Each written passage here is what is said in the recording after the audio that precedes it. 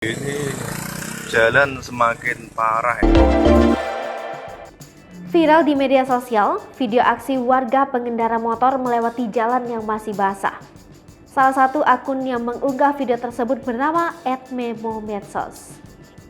Dalam tayangan itu, terlihat seorang warga dengan santainya melewati jalan cor yang masih basah.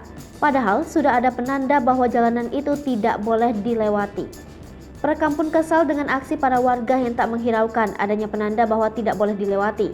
Jalan tersebut ternyata butuh waktu puluhan tahun untuk bisa diperbaiki. Tak hanya itu, ternyata ada jalan alternatif lain yang bisa dilewati oleh warga. Sementara itu, Head of Safety Riding Promotion Wahana Agus Sani mengatakan, warga dalam video tersebut kurang paham kalau jalan yang dilewatinya sedang dalam pengecoran sehingga dia berpikir biasa saja. Selain itu, ketika motor melewati jalan cor yang masih basah, jika tidak langsung dibersihkan maka akan berpotensi terjadinya kerusakan. Karena bahan semen yang terdapat pada cor tersebut bisa mengeras pada saat kering.